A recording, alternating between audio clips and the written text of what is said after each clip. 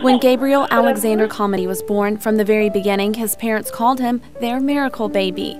He was my one and only son, which they had told me years ago in one of my monthly checkup thingies that I wasn't going to be able to have any children.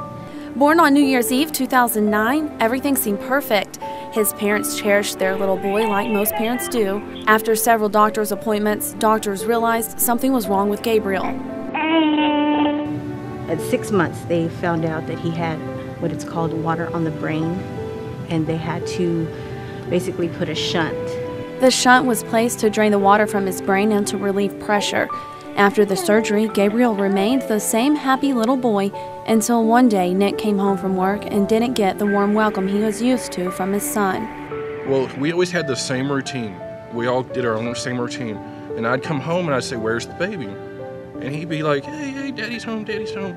Well, one morning, we noticed something wasn't right. We went, and I said, "Where's the baby?" And he's just sitting there like, he didn't even know who I was.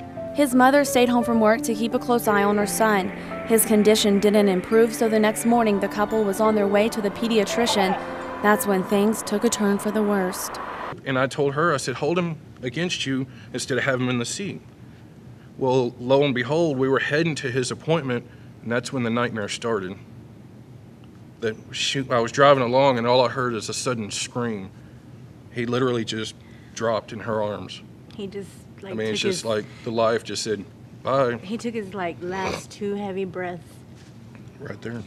on my arms, and I'm like, wow, this ain't happening. Gabriel was airlifted on a private jet to Dell Children's Hospital in Austin. Despite doctors' efforts, Gabriel was pronounced dead at 9:50 the next morning. Nicholas and Jennifer then had a decision to make. They were approached by the Texas Organ Share Alliance. Well, they went to her and they said, "Would you like to donate his organs?" And she said, on one condition, as long as we can meet the recipients in time. They never considered organ donation before, but in a last-minute decision, they chose to give the gift of life. His organs were donated. The only thing I didn't want them to take was his eyes, because he had the beautiful biggest brown eyes, and I wanted him to keep that. The next morning, the couple received the news that Gabriel had saved 2 children. His heart saved the life of a 6-month-old little boy in Arkansas, and his small bowel, pancreas, and liver went to a 6-year-old girl in Washington. Last reports were both recipients were healthy and doing great. Instead of God taking 3 of his children, unfortunately, he just took 1, and that 1 saved 2. I want his name to mean something, not, oh, it was just Gabriel Alexander was just another boy. He deserved better than all of us. All our kids do.